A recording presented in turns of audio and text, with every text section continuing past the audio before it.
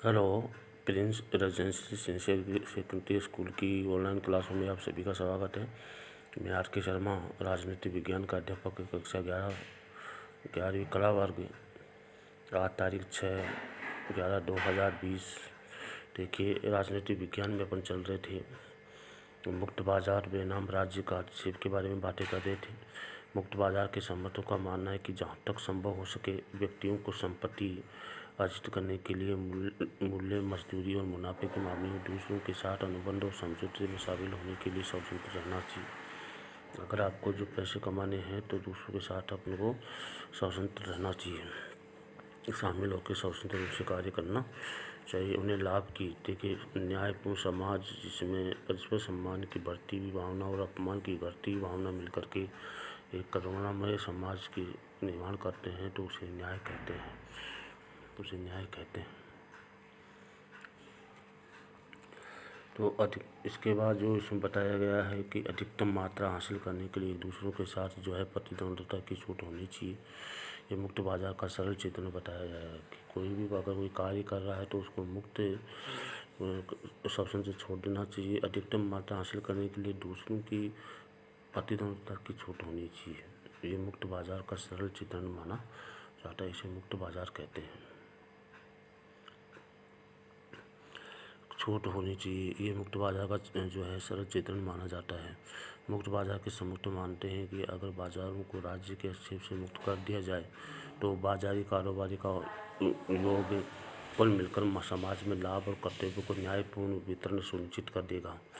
इससे योग्यता और प्रतिभा से लैस लोगों को अधिक प्रतिफल मिलेगा, जबकि असक्षम लोगों को कम हासिल होगा।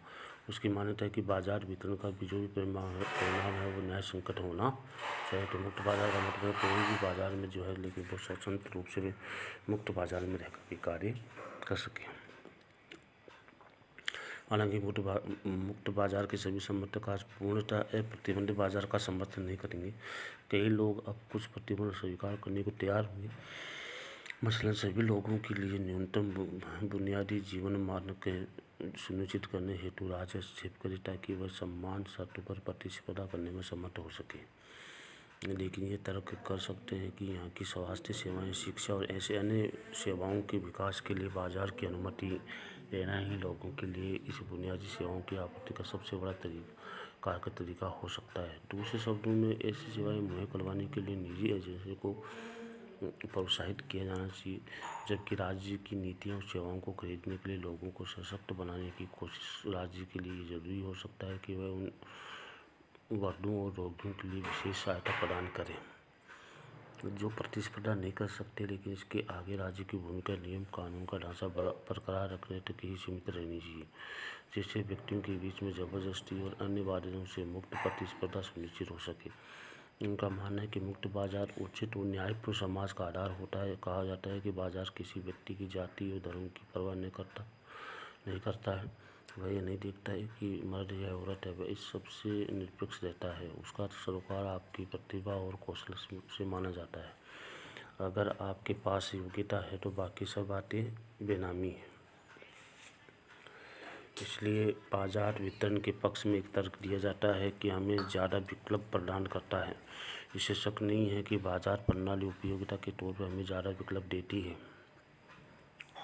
हम जैसा चाहे वैसा चावल पसंद कर सकते हैं, मनपसंद स्कूल जा सकते हैं, बशर्ते उसकी कीमत चुकाने के लिए हमारे पास साधन हो। लेकिन बुनियादी वस्तुओं और सेवाओं के मामले में महत्वपूर्ण बात तो यह है कि अच्छी गुणवत्ता की वस्तुएं और सेवाएं लोगों को खरीदने लायक कीमत पर उपलब्ध हों। यदि निजी एजेंसियां इसे अपने लिए लाभदायक नहीं बनाती है तो वो उस खास बाजार में प्रवेश नहीं करेगी अथवा सस्ती और घटिया वस्तुएं मुहैया करवाएगी। यही वजह है कि सुदूर ग्रामीण इलाके बहुत से कम निजी विद्यालय और कुछ खुले भी हैं तो वे निम्न स्तरीय हैं। इसलिए स्वास्थ्य सेवाएं और आवास के मामले में भी सच ये है कि परिस्थितियों में सरकार को हस्तक्षेप करना चाहिए। तो ये कह रहे हैं कि मुक्त बाजार में अगर जीना है तो हमें प्रतिस्पर्धा करनी होगी, लेकिन जो कमज़ोर उद्योग हैं, कमज़ोर जो स्थान हैं, उनको जो है सहायता करने के लिए जो है सरकार को आगे आना चाहिए। सरकार जो है उसकी सहायता करने के लिए हर प्रकार प्रयास करनी चाहिए। इसलिए मुक्त बाज़ार में वही जो उद्योग जो आगे बढ़ सकता है, जो उसकी कंडीशन है, उसकी स्थिति बहुत मजबूत है। इसलिए ज़्यादा से ज़्यादा जो है सरकार जो है उसकी सहायता करे, उसकी हेल्प करे, ताकि वो बाज़ार में जो है अपनी सुस्पष्टता निश्चित कर सके। इसलिए बाज़ार वितरण के पक्ष में एक तर्क ये दिया जाता है कि ये ज़्यादा विकल्प प्रदान करता है।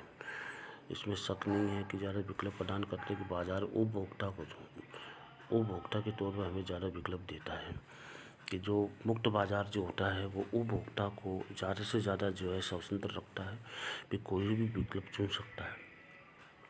हमें जैसा चाहे वैसे चावल पसंद कर सकते हैं, जैसा चाहे जैसा हम स्कूल जा सकते हैं, लेकिन बशर्ते उसकी कीमत चुकाने के लिए हमारे पास साधन होना चाहिए। अगर जैसा चाहे जैसा कर सकते हैं, लेकिन हमारे पास एक चीज़ है कि हमें उसको चुकाने की कीमत हमारे पास होनी चाहिए। लेकिन बुनियादी वस्तुओं और सेवाओं के मामले में महत्वपूर्ण बात है कि अच्छी गुणवत्ता की वस्तु सेवाएं लोगों को खरीदने लायक कीमत पर उपलब्ध हो। लेकिन बात यह है कि अगर कोई भी व्यक्ति अगर वो सामान खरीदना चाहता है, लेकिन उसके पास खरीदने के लिए कीमत होनी चाहिए, पैसे होने चाहिए। यदि निजी एजेंसी ऐसे अपने लायक नहीं पाती है तो वह खास बाज़ार में प्रवेश नहीं करेगी। लेकिन ये कह रहा है कि निजी कंपनियां जो भी वस्तुएं बनाती हैं मुक्त बाज़ार में, लेकिन उसको खरीदने की कीमत इतनी होनी चाहिए कि हर व्यक्ति आसानी से उसको खरीद सके। इसलिए अगर आसानी से नहीं खरीद सकते तो इसका तात्पर्य हो गया कि वो कंपनी प्रतिस्पर्धा में नहीं रह सकती। इसलिए सस्ती और घटिया सेवाएं मुहैया करवाएगी। यही वजह है कि सुदूर ग्रामीण इलाके बहुत से कम निजी विद्यालय हैं और कुछ खुले भी हैं, कुछ नहीं भी खुले हैं तो निम्न स्थिति हैं। इसलिए स्वास्थ्य सेवा और आवास के मामले में भी सोच रहे हैं कि इन परिस्थितियों में सरकार को हस्तक्षेप करना चाहिए। तो इसलिए कहा गया कि मुक्त बाज़ार में जो है वही कंपनी रह सकती है जो सस्ती चीज़ें मुहैया करवाएं, सस्ती चीज़ों का जो है लोगों को भेजे, ताकि वो जो सोचे कि सस्ती चीज़ जो है हर व्यक्ति आसानी से खरीद सके। अगर जो नहीं खरीद सकता है तो मुक्त बाज़ार उसमें शामिल नहीं हो सकता। इसलिए जो ग्रामीण क्षेत्रों में जो निजी क्षेत्र के जो विद्यालय बने हुए हैं, उन विद्यालयों की सहायता करने के लिए सरकार को आगे आना चाहिए, ताकि वो अपने अस्तित्व को मजबूत बना सके। क्योंकि उनके पास पैसे की प्रॉब्लम होती है, पैसे उनके पास नहीं होते। इसलिए कहे कि मुक्त बाज़ार में वही व्यक्ति जी सकता है जिसमें प्रतिस्पर्धा करने की क्षमता होती है। इसलिए प्रतिस्पर्धी व्यक्ति ही बाज़ार में अपना कार्य कर सकता है, बाज़ार में टिक सकता है। तो इस प्रकार की जो है सभी वो लाभ पा सकता है। लेकिन सरकार को जो है हर कार्य में हस्तक्षेप करना चाहिए, सभी जा कर के अच्छी पहचान बनाई जा सकती है। इसलिए आज की क्लास में आपको इतना ही पढ़ाया जाएगा। जब तक के लिए जय हिंद।